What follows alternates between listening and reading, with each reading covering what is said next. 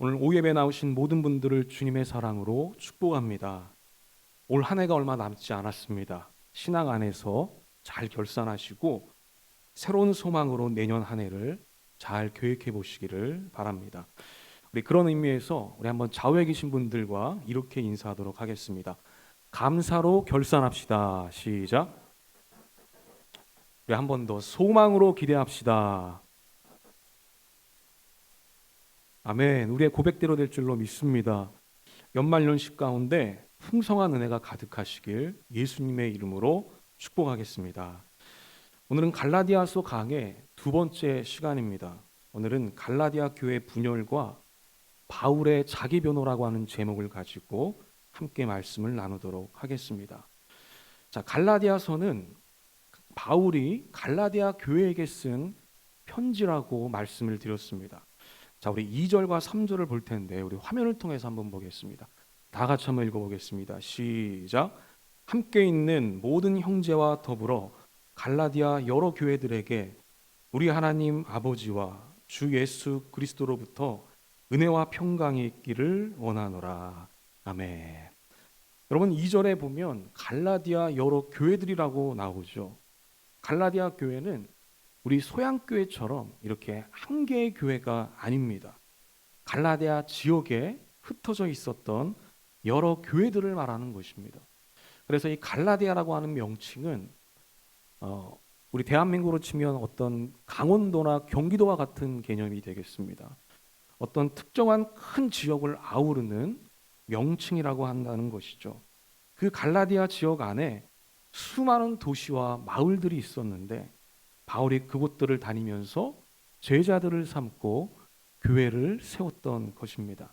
자, 그 장면이 역시 사도행전에 고스란히 기록이 되어 있습니다. 사도행전 14장 21절에 보면 이렇게 나옵니다. 화면을 통해서 보겠습니다. 제가 읽겠습니다. 제자들이 둘러섰을 때 바울이 일어나 그 성에 들어갔다가 이튿날 바나바와 함께 더베로 가서 복음을 그 성에서 전하여 많은 사람을 제자로 삼고 루스드라와 이고니온과 안디옥으로 돌아가서 이렇게 얘기합니다. 여기 보면 제가 노란색 마킹을 해놨는데 저기 더베가 나오고 루스드라가 나오고 또 이고니온이 나오고 안디옥이 나옵니다. 바로 저 지역들이 다 갈라디아 지역이었던 것이죠. 바울은 이 지역들을 정말 열심히 다니면서 제자들을 삼고 교회를 세웠던 것입니다. 자, 그러면 바울은 왜 갈라디아 교인들에게 편지를 썼던 것일까? 그게 갈라디아서잖아요. 편지의 작성 목적이 무엇이었을까? 자, 그 이유는 바로 갈라디아 교인들이 다른 복음을 받아들였기 때문입니다. 이유가 뭐라고요? 다른 복음을 받아들였기 때문이에요. 여러분, 복음은 복음이지 뭐 A라는 복음이 있고 B라는 복음이 있고 이렇게 복음에도 차이가 있을 수 있을까요? 여러분, 이 당시에는 복음에 대한 차이가 있었어요. 왜냐하면 정식적인 교리가 형성되기 전이고 그리고 어떤 그 특정한 권위자가 있어서 교회를 정리하고 통치했던 시대가 아니었기 때문에 다 각자의 생각대로 복음을 전하고 또 예수님을 믿었던 그런 시대였습니다. 바울이 갈라디아 교회를 잘 세우고 이제 그것을 떠나게 됩니다. 바울은 로마 제국 곳곳을 돌아다니면서 복음을 전했기 때문에 한 곳에 머물러 있을 수가 없었기 때문이죠. 자, 바울이 떠나자 이제 그 갈라디아 교회를 누군가 또 양육을 해야 되겠죠. 그래서 새로운 지도자가 이 갈라디아 교회에 들어오게 됩니다. 그래서 바울의 사역을 이어나갔습니다. 자, 그런데 문제가 여기서 생기게 됩니다. 무슨 문제냐면 새로운 지도자들의 가르침이 바울의 가르침과 달랐다고 하는 것이에요. 이게 서로 비슷하면 두 개 다 안고 갈 수 있겠지만 바울의 가르침과 새로운 지도자들의 가르침이 완전히 달랐다는 거죠. 얼핏 듣기에는 비슷해 보였지만 사실 근본적으로 보면 완전히 다른 복음이었다는 것이에요. 여러분, 이 말은 무슨 의미겠습니까? 두 개의 복음이 있는데 두 개가 완전히 다르다는 거예요. 그러면 둘 중에 하나는 가짜라는 것이죠. 둘 중에 하나는 온전한 복음이 아니다라고 하는 것입니다. 바울이 가짜이거나 아니면 새로운 지도자가 가짜이거나 둘 중에 하나는 온전한 복음이 아니라는 것입니다. 자, 상황이 이렇게 흘러가게 돼요. 갈라디아 교회에서. 자, 그러면 누가 가장 혼란스러웠을까요? 당연히 갈라디아 교인들이 가장 혼란스러웠을 겁니다. 도대체 누구의 복음이 더 진짜 복음이란 말인가? 누구의 가르침에 더 영적인 권위가 있다는 말인가? 이들은 진짜 복음을 결정해야만 했습니다. 자, 그러다 결국 갈라디아 교인들이 진짜 복음을 확정하게 되는데, 여러분 누구를 진짜라고 확정했을까요? 바울일까요? 아니면 새로운 지도자들의 복음이었을까요? 자, 이 갈라디아 교인들은 새로운 지도자들의 손을 들어주게 됩니다. 그들을 진짜라고 인정해 주었던 것이죠. 여러분, 어떻게 보면 이건 바울이 자기 제자들에게 거절을 당했다고 볼 수 있는 것이죠. 해산의 수고를 통해서 믿음의 자녀들을 낳았어요. 그들이 갈라디아 교인들입니다. 그런데 그 자녀들에게 거부를 당한 거예요, 바울이. 여러분, 바울의 마음이 어떻겠습니까? 바울은 화가 치밀었을 겁니다. 그리고 그 갈라디아 교인들을 향해서 안타까운 마음이 들었을 거예요. 자, 그 감정의 흔적이 바로 이 갈라디아 오늘 본문에도 고스란히 기록이 되어 있는데, 자, 우리 6절에 한번 보겠습니다. 6절. 우리 화면을 통해서 6절을 다 같이 한번 읽어보겠습니다. 시작. 그리스도의 은혜로 너희를 부르신 이를 이같이 속히 떠나 다른 복음을 따르는 것을 내가 이상하게 여기노라. 자, 너희가 나를 거부하고 내가 아닌 다른 사람을 떠났다. 그것을 내가 이상하게 여긴다. 바울이 이렇게 고백을 하고 있습니다. 자, 여기서 이상하게 여긴다고 하는 말, 사실 우리말로는 굉장히 부드럽게 번역이 됐지만 원문의 뉘앙스를 보게 되면 정말 강한 비판입니다. 이런 의미예요. 너희들은 진짜와 가짜를 구분하지 못할 정도로 너희들이 그렇게 미련하고 지적인 수준이 낮았더냐, 이런 말이에요. 어떻게 보면 약간 막말의 뉘앙스도 섞여 있는 말이에요. 바울이 굉장히 거친 말을 했습니다. 바울 서신이 13권인데 바울이 거친 말, 이렇게 강하게 했던 부분은 이 부분밖에 없어요. 그러니까 얼마나 지금 바울이 화가 났는지를 알 수 있는 말이죠. 그러다 결국 바울은요, 그 감정을 주체하지 못하고 3장 1절에서는 더 직설적으로 얘기합니다. 화면을 통해서 보겠습니다. 이렇게 얘기해요. 어리석도다 갈라디아 사람들이요. 이렇게 얘기해요. 저 어리석도다라고 하는 말이요, 저게 욕설이에요. 사실 욕설. 헬라어로 보게 되면 예수님이 이런 말씀하신 적 있죠. 형제를 향해서 라가라 하는 자는 형벌을, 심판을 받게 될 것이고, 형제를 향해서 어리석다, 미련하다 하는 자는 어떻게 된다고 했죠? 지옥불에 떨어질 것이다. 이렇게 예수님이 경고했거든요.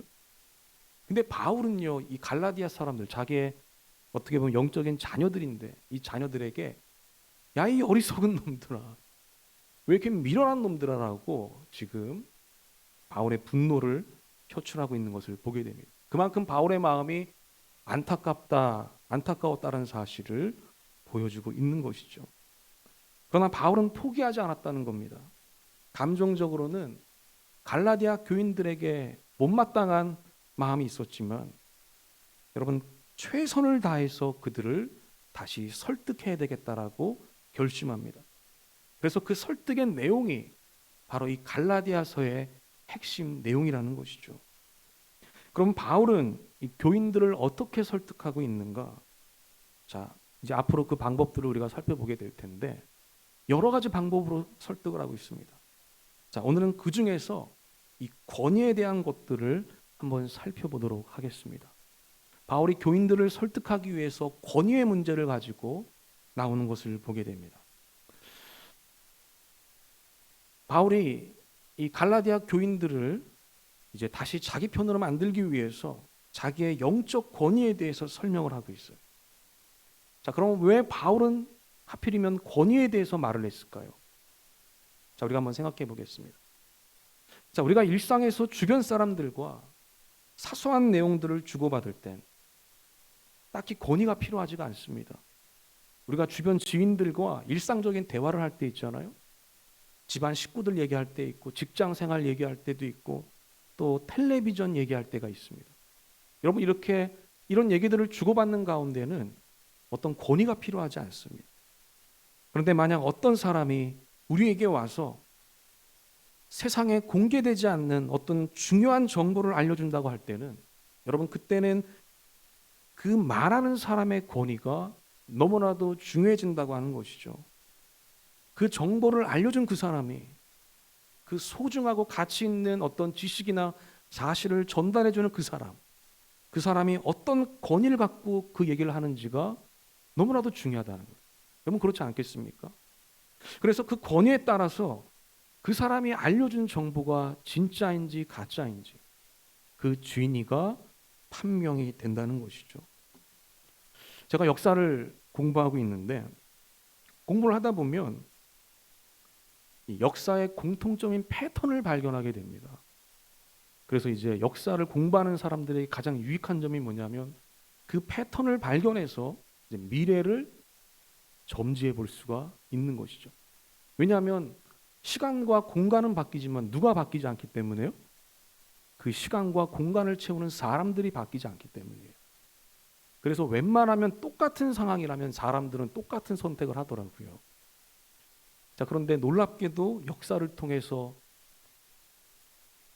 교훈을 배우는 사람은 거의 없다라고 하는 게 또 이제 또 그게 또 밝혀진 진실이죠. 아무튼 제가 역사를 공부하다 보니까 동일하게 나오는 패턴 중에 하나가 뭐냐면, 세상이 흉흉할수록 이단과 사이비들이 판을 친다는 거예요. 여러분, 저는 지금 중세 유럽의 교회사를 공부하고 있는데, 중세 유럽의 그 1000년의 기간 동안 얼마나 긴 기간이에요. 얼마나 많은 역사적인 사이클이 있는지 몰라요. 근데 참 신기하게도요, 그 사이클 가운데 공통적인 패턴이 하나 있는데, 그게 뭐냐면 세상이 어지럽고 흉흉할수록 이단과 사이비들이 등장한다는 겁니다. 그리고 그들이 엄청난 세를 형성하게 된다는 거예요.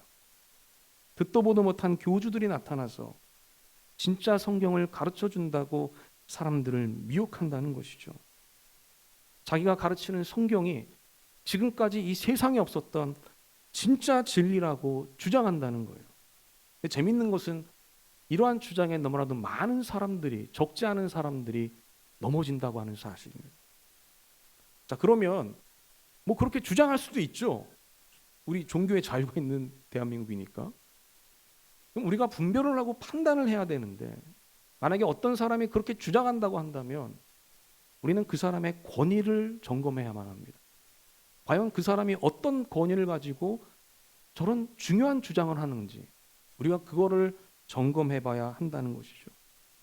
자, 그런데 재미있게도 이단과 사이비들의 주장, 그들의 권위를 보면 그 권위가 견고하지 않는 것을 우리가 보게 돼요. 진짜 성경을 가르쳐 준다고 하는데, 진짜 진리를 가르쳐 준다고 하는데, 여러분, 성경을 제대로 공부해 본 적이 없는 사람들이에요, 다. 성경을 바르게 해석하기 위해서 반드시 통과해야 될 지적인 훈련들이 있는데, 그 훈련들을 치열하게 받아본 사람들이 아니라고 하는 거예요. 우리나라만 보더라도요. 그저 골방에 들어가서 자기 혼자 성경을 읽고 자기의 감대로, 자기 전문용어로 필이라고 하죠. 자기의 필대로 자기 복음을, 내가 복음을 만들었던 사람들이 대부분이에요. 그 대표적인 예가 바로 신천지의 이만희 씨가 되겠습니다. 여러분, 이만희 씨는요, 성경을 제대로 공부해 본 사람이 아니에요. 성경을 공부하기 위한 반드시 필요한 지적인 훈련들이 있거든요. 그 프로그램들을 치열하게 공부해 본 사람이 아닙니다. 어떻게 성경을 해석할 수가 있겠습니까? 여러분, 이미 유튜브에 공개된 영상입니다. 한번 예배가 끝나고 기억이 나시면 영상을 한번 검색해 보세요. 신천지 성경 공부 내용을 누군가 몰래 녹화해 놓은 영상인데, 짧은 영상이거든요. 근데 그 영상에 보면 이만희의 성경 해석법이 얼마나 엉터리인지를 우리가 알게 돼요. 구약 성경에 보면 그룹이라고 하는 말이 나옵니다. 그룹. 우리 한번 따라해 보겠습니다. 그룹. 이 그룹이라는 말이 나오는데 한 90번 이상 나옵니다. 근데 이 말이 어디에 가장 많이 나오냐면 에스겔서에 가장 많이 등장해요. 이 그룹이라고 하는 말이. 여러분, 이 그룹의 뜻은요, 본래 발음이 케투빔입니다. 케투빔. 히브리어예요. 히브리어 케투빔을요, 한글 번역으로 옮길 때 음역을 했는데 그거를 그룹으로 옮겼을 뿐이에요. 자, 그런데 그 영상을 보게 되면 이 그룹을 1그룹, 2그룹, 3그룹, 4그룹 할 때 그 그룹으로 해석을 하더라고요. 제가 그 장면을 보고 얼마나 웃었는지 모릅니다. 자, 그런데 아마 그 영상을 녹화한 사람 같습니다. 그 앞자리에서 성경 공부를 열심히 하고 있던 어느 한 사람이 손을 들면서 지적을 합니다. 선생님, 그 그룹은 1그룹, 2그룹, 3그룹 그 그룹이 아니라 하나님의 영광을 비춰주는 그 천사의 이름입니다. 이렇게 지적을 하더라고요. 그러자 그 성경을 가르치는 그 사람이 얼마나 당황해하면서 꿀먹은 병어리가 됐는지 그 영상의 클라이막스가 바로 그 장면이었습니다.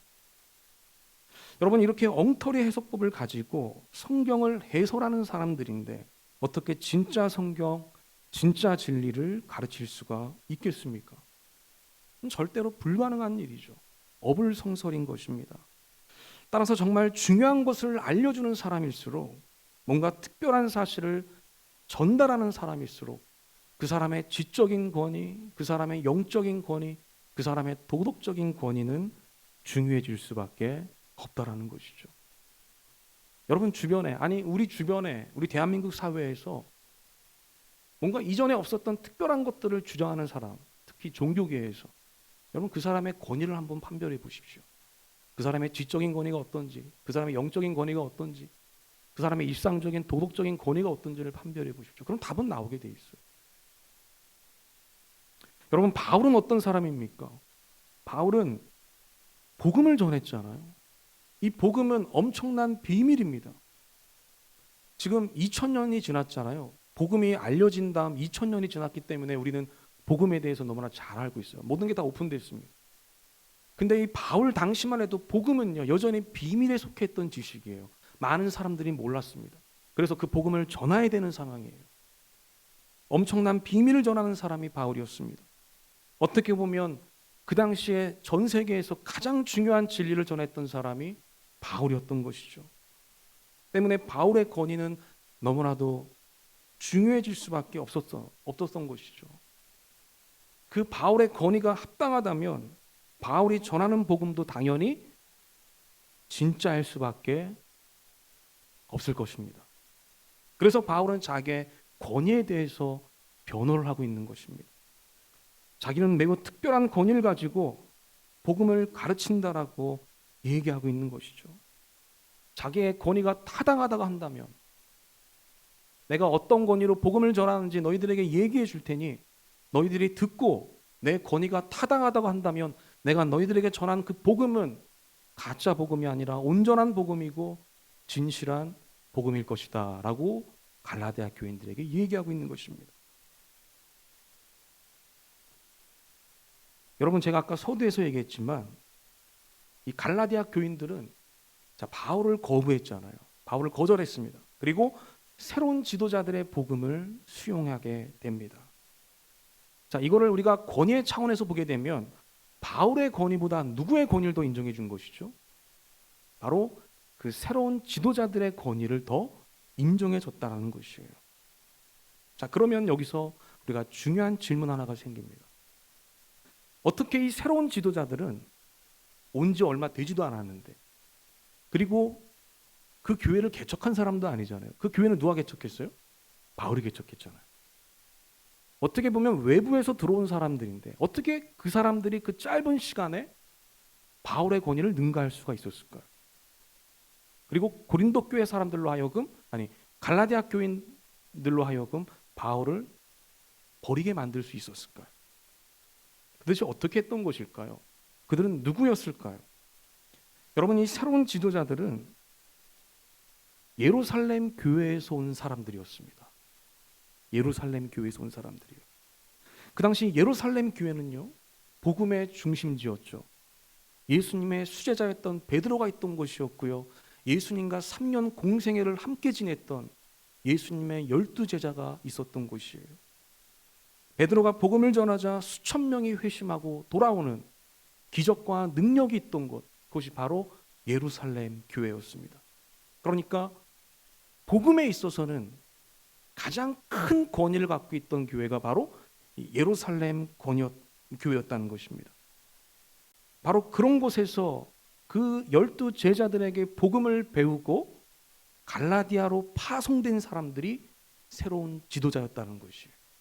그러니까 이 새로운 지도자는 누구에게 복음을 배운 것이죠? 예수님의 12제자와 베드로에게 복음을 배운 사람들이에요. 어떻게 보면 그 당시 복음을 배울 수 있는 가장 권위 있는 교회, 대학으로 치면 하버드 정도 되겠죠. 복음의 하버드, 거기 출신이라는 거예요. 잘 배워서 갈라디아 교회로 파송받게 된 것입니다. 그런데 이들이 갈라디아에 오자마자 했던 일이 뭐냐면, 가장 먼저 했던 일이 뭐냐면 바울의 권위를 깎아내렸다는 것이에요. 바울은 복음을 가르칠 권위가 없다라고 바울을 험담했습니다. 왜 그렇게 험담했을까요? 무슨 근거로 그렇게 험담을 했을까요? 여러분, 바울은요, 예수님과 공생애를 함께 하지 않았습니다. 예수님과 동고동락했던 적이 없는 사람이에요. 그리고 바울은요, 예수님의 제자들과도 가까운 사람이 아니에요. 제자들에게 복음을 배운 적도 없었습니다. 오히려 바울은 교회를 핍박했던 사람이에요. 그런데 어떻게 그런 사람이 복음을 제대로 가르칠 수 있겠느냐? 바울을 비방했던 것이죠. 여러분, 갈라디아 교인들이 듣고 보니까 맞는 얘기예요? 틀린 얘기예요? 맞는 얘기죠. 바울의 권위가요, 출처가 없어요. 생각해 보니까 이상하네? 복음을 배우려면 예루살렘 교회에서 배워야 되는데 바울은 예루살렘 교회를 간 적이 없어. 그리고 제자들을 만나서 복음을 배운 적도 없어. 그럼 저 사람 도대체 어디서 뭘 배워가지고 복음을 가르치는 거지? 갈라디아 교인들이 그렇게 생각했다는 거예요. 그래서 그 교인들은 예수님과 동고동락했던 그 제자들로부터 복음을 배웠던 그 새로운 지도자들의 권위를 인정하게 되는 것이에요. 당연히 그들이 전하는 복음이 더 온전하고 확실한 복음이라고 생각했다는 것입니다. 그래서 바울을 매몰차게 거부하고 예루살렘에서 온 지도자들을 받아들이게 됐다는 것이에요. 자, 그러면 이제 바울의 입장에서는 뭘 해야 되는 것이죠? 자기의 권위를 해명하면 되는 것입니다. 내가 어떠한 권위로 너희들에게 복음을 가르쳤는지를 설명해 주면 되는 것이죠. 그래서 바울이 바로 오늘 본문 1절부터 자기의 권위에 대한 내용을 얘기하고 있습니다. 자, 우리 1절 우리 화면을 통해서 다 같이 한번 읽어보도록 하겠습니다. 시작. 사람들에게서 난 것도 아니요 사람으로 말미암은 것도 아니요 오직 예수 그리스도와 그를 죽은 자 가운데서 살리신 하나님 아버지로 말미암아 사도된 바울은. 참, 이 바울 자기를 수식하는 말들이 엄청나게 깁니다. 나 바울은 이렇게 사도가 됐다. 자, 그런데 여기서 중요한 표현이 나옵니다. 어떤 표현이냐면 제가 노란색으로 마킹을 해놨죠. 사람들을 통해서 나는 사도가 된 사람이 아니다라고 얘기하고 있어요. 사람들을 통해서 사도가 된 것이 아니라 나는 누구를 통해서? 예수 그리스도와 하나님 아버지를 통해서 사도가 됐다. 바로 이 권위를 가지고 나는 복음을 전한다라고 바울이 1절에 고백을 하고 있습니다. 여러분, 우리는 이 고백이 자연스럽게 들립니다. 어떤 이질감은 느끼지 못해요. 그런데 그 당시에 사람들에게는 이 고백이 굉장히 낯선 고백이었다는 거예요. 어색한 고백이었습니다. 무엇인가 이질적으로 느껴졌다는 거예요. 왜냐하면 그 당시 거의 모든 사람들은 어떤 권위 있는 사람들을 통해서 보냄을 받았기 때문이에요. 그리고 사도적인 사명을 부여받았기 때문입니다. 사람들을 통해서. 여러분, 사도가 어떤 사람이죠? 사도는 복음을 전하라고 보냄을 받은 사람입니다. 자, 한번 생각해 보십시오. 복음을 전하기 위해서 먼저 뭐가 선행돼야 됩니까? 복음을 알아야 되잖아요. 복음을 모르는데 어떻게 복음을 전합니까? 복음을 알기 위해서는 반드시 그 복음을 배워야 하는, 익혀야 하는 시간이 필요합니다. 그래야 바르게 전할 수가 있는 것이죠. 그래서 예수님도 제자들에게 승천하시면서 마지막으로 당부한 말씀이 복음을 가르쳐라는 것이에요. 자, 우리 마태복음 28장 19절 20절 화면을 통해서 우리 한 번 더 다 같이 한번 읽어보겠습니다. 시작. 그러므로 너희는 가서 모든 민족을 제자로 삼아 아버지와 아들과 성령의 이름으로 세례를 베풀고 내가 너희에게 분부한 모든 것을 가르쳐 지키게 하라. 아멘. 예수님의 당부예요, 이게.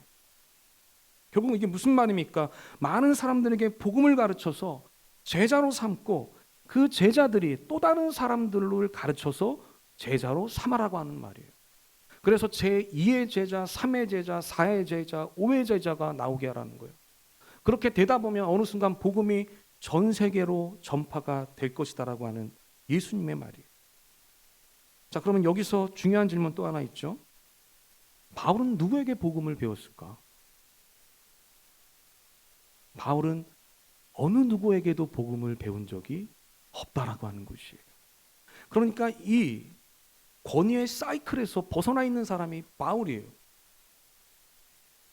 예수님이 말씀하신 이 마태복음 28장에 이 복음과 제자를 세우는 이 사이클이 굉장히 권위 있는 사이클인데 이 사이클 밖에 있는 사람이라는 거예요. 그러니까 일반적인 사람들이 봤을 땐 당연히 바울의 권위를 의심할 수밖에 없는 거예요. 당신의 스승이 누굽니까? 누구에게 배웠습니까? 베드로에게 배웠습니까? 답을 못하는 것이죠. 그래서 1절처럼 고백한 거예요. 1절 다시 한번 보여주십시오. 그래서 바울이 사람들에게서 난 것도 아닙니다. 사람으로 말미암은 것도 아닙니다. 이렇게 고백을 한 거예요. 내가 사도가 될 수 있었던 것은, 내가 복음을 배운 것은 바로 예수 그리스도와 하나님 아버지께 직접 배웠습니다. 이렇게 얘기하고 있는 것이에요. 바울은 이것을 11절과 12절에 더 구체적으로 설명하고 있는데, 자, 우리 화면 11절 12절 역시 이것도 다 같이 한번 읽어보겠습니다. 시작. 형제들아, 내가 너에게 알게 하노니 내가 전한 복음은 사람의 뜻을 따라 된 것이 아니니라. 이는 내가 사람에게서 받은 것도 아니요 배운 것도 아니요 오직 예수 그리스도의 계시로 말미암은 것이라. 아멘. 그럼 바울이 복음을 어떻게 배웠다고요? 예수 그리스도의 계시로 배웠다. 이렇게 얘기해요. 얼마나 특별한 사람입니까, 여러분? 정말 특별한 사람이죠. 그 당시 복음의 사이클을 보게 되면 사람에게 배워야 돼요. 복음을 가르쳐주는 스승이 있어야 됩니다. 그런데 바울은 사람들에게 배운 것이 아니라 그 복음의 자체이고 복음의 실체이셨던 예수 그리스도께 직접 복음을 배웠다라고 고백을 하고 있습니다. 바울은 다메섹 도상에서 회심하죠. 그리고 회심한 직후에 예수님이 계시다는 걸 알게 됐어요. 그리고 복음을 받아들이게 됩니다. 그 다음 이 바울은 예루살렘으로 가지 않았습니다. 예루살렘에 가서 먼저 사도된 자들을 만나서 그들에게 복음을 배우지 않았다는 거예요. 어디로 가게 되냐면 아라비아로 갔다고 얘기합니다. 자, 그렇게 고백을 하는데 우리 그 고백도 우리 16절과 17절에 나와 있습니다. 우리 마지막으로 한 번 더 이 고백을 읽도록 하겠습니다. 다 같이 읽겠습니다. 시작. 그의 아들을 이방에 전하기 위하여 그를 내 속에 나타나시기를 기뻐했을 때에 내가 곧 혈육과 의논하지 아니하고 또 나보다 먼저 사도된 자들을 만나려고 예루살렘으로 가지 아니하고 아라비아로 갔다가 다시 다메섹으로 돌아갔노라. 아멘. 예루살렘에 가서 베드로와 제자들을 만나지 않았다는 거예요. 그들에게 가르침을 받지 않았다고 하는 것이에요.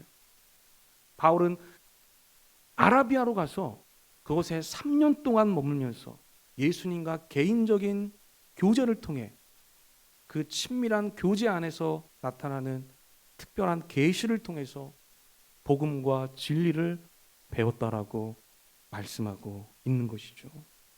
정말 다른 사도들과 비교해 보면 너무나도 특별한 경우라고 할 수가 있습니다.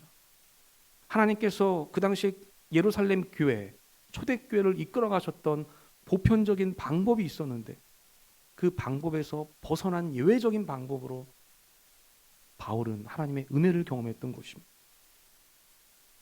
여러분, 제 인생에도요, 제가 길게 산 건 아니지만 짧은 인생을 살았지만 이렇게 특별하게 하나님께서 은혜를 주시는 장면들 제가 본 적이 있어요.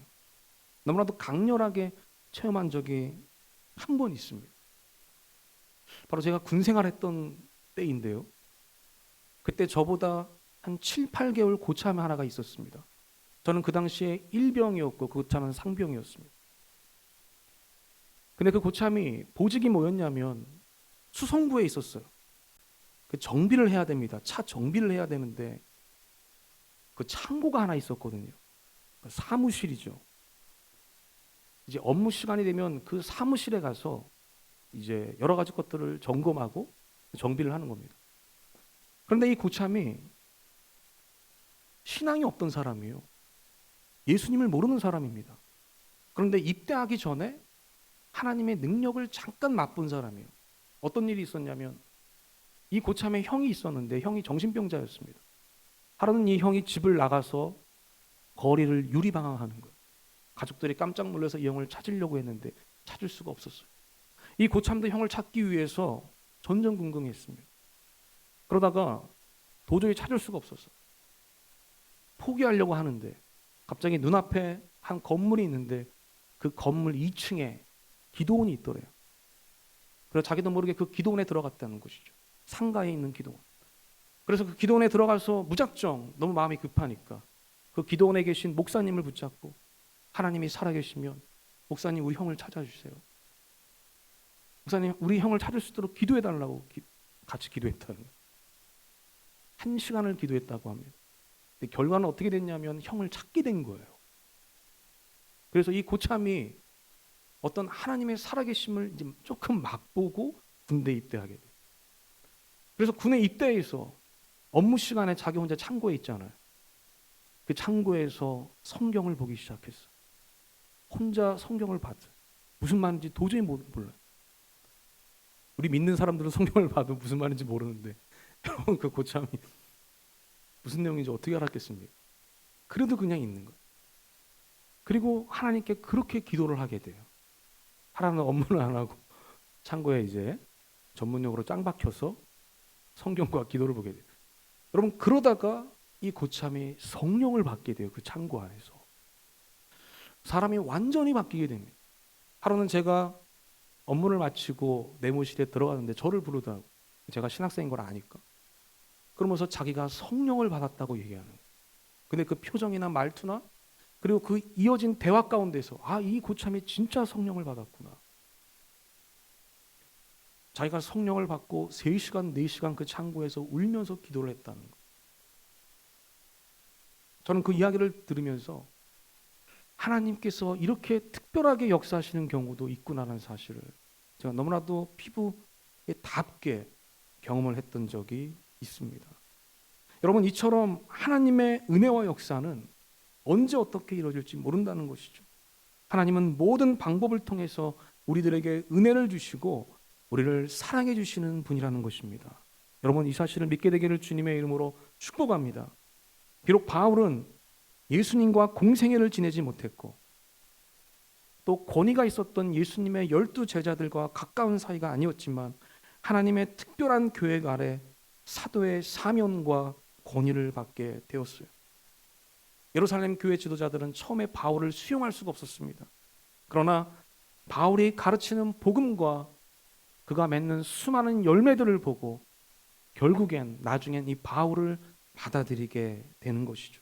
그리고 그 바울을 통해서 초대교회는 로마 제국 곳곳에 교회가 세워지고 확장되어지는 놀라운 부흥을 맛보게 되는 것이죠. 여러분, 오늘 우리도 마찬가지라고 생각합니다. 오늘 우리들도 우리와 다르다고 하는 이유만으로 다른 사람들을 쉽게 배척하고 정죄해서는 안 된다고 하는 것이죠. 하나님은 각 사람에게 맞게 역사하시고 또 하나님의 특별한 계획을 가지고 사람들을 움직이시기 때문에 우리의 근시안적인 안목을 가지고 저 사람은 맞아, 저 사람은 틀려라, 저 사람은 은혜가 있어, 저 사람은 은혜가 없어라고 판단할 수 없다라고 하는 것입니다. 결국 하나님께서는 모든 것을 협력해서 선을 이루시게 될 줄로 믿습니다. 그래서 우리 주변에 있는 모든 사람들을 섬기고 사랑해야 한다는 것입니다. 이제 말씀을 마치겠습니다. 이번 한 주 살아갈 때에 우리가 하나님의 자유로운 역사하심을 소망하시면서 또 바울이 3년 동안 아라비아에서 예수님과 깊은 친밀한 교제를 통해 진리와 복음을 깨달았던 것처럼 이번 한 주 주님과 친밀한 교제의 시간이 되기를 주님의 이름으로 축복하겠습니다. 우리 주변에 있는 사람들을 더욱더 섬기고 사랑하는 복된 한 주가 되기를 예수님의 이름으로 축원하겠습니다. 우리 기도하겠습니다.